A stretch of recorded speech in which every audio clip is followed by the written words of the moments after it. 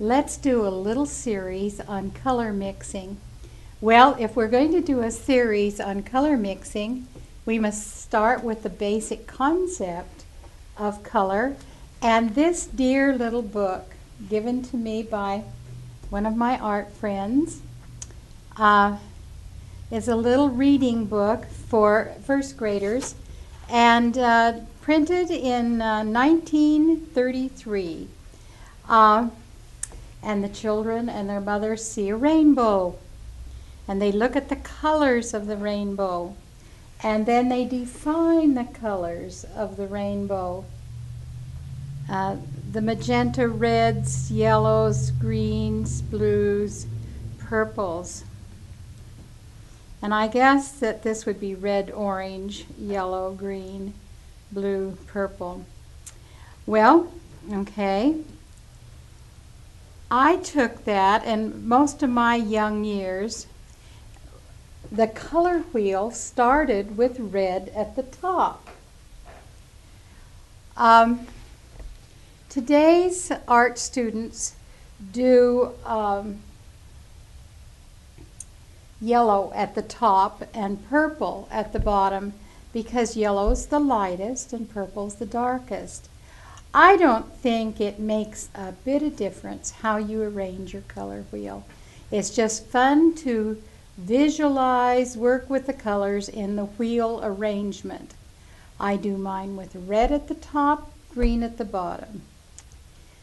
Just like the rainbow, I start with red. And then I go through the colors of the rainbow with the addition of an in-between color called an intermediate. So the basic division of colors that you need to start with is the red, yellow, blue. And I think it's good. It's just a suggestion for you. I think it's good to place them across the middle of your palette. Put your color you're going to use to lighten up at the top. Put the colors you're going to use to darken at the bottom. I have here, in looking at the palette, I have here Naphthol Red Light and Naphthol Crimson. Naphthol Red Light is the one that's more orangey looking, and Naphthol Crimson, you can see the blue to it. We don't have a true spectrum red. Some of the new Pyrrole or Pyrrole reds are getting closer. Yellow, I've chosen here a yellow light, and you'll see why in just a minute. And in the blue, the traditional blue would be an ultramarine. This is the ultramarine deep. The newer one would be phthalo blue. So we'll take a look at both of those. But you need to make a choice between the blues and between the reds.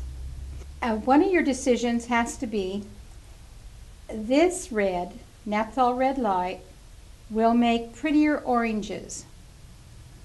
This will make duller oranges. The orange mix here will be more dull, and that's because of a little bit of blue. The choice of your yellow is what makes the prettiest green. Now going on down to a purple, the red that has some blue in it will make prettier purple mixes.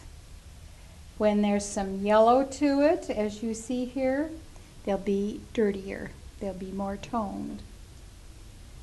So let's take our first mixes.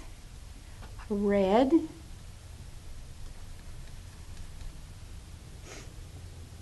be sure you wipe your knife clean between colors. A yellow,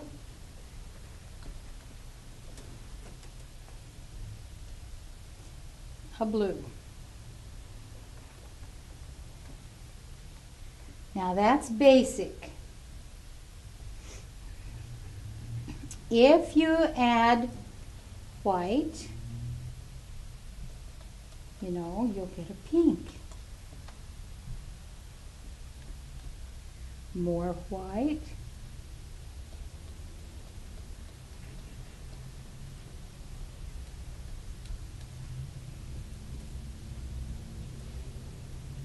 And when you mix, if it's a color you're going to use, you mound it up.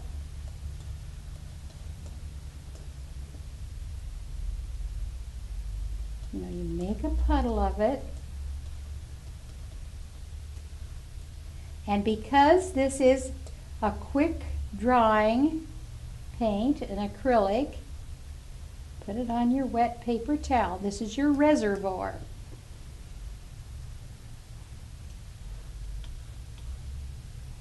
Now, with a yellow,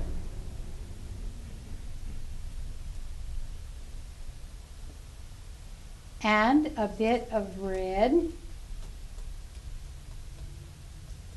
we make an orange.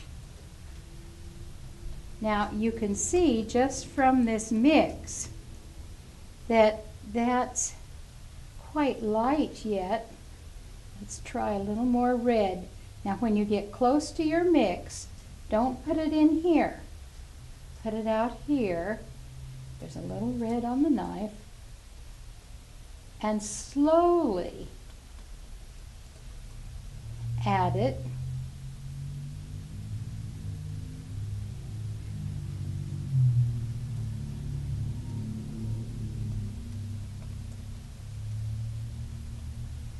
And by doing this, you learn, and I'm going to jump it now fast, you learn how strong one of the colors is. You now saw how much red to that yellow that it took. Now if you were using a different yellow, the mix would probably be a little different. Now we can look and see how it sits here. Now let's just digress a second and let me show you what's going to happen to your orange. Now if orange is not a color that you love, you probably won't see the difference. But see, I see this as a little more toned than this one.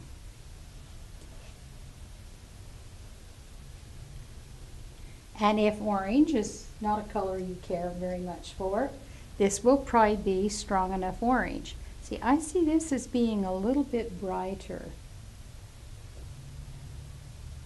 I'll just save a little of that.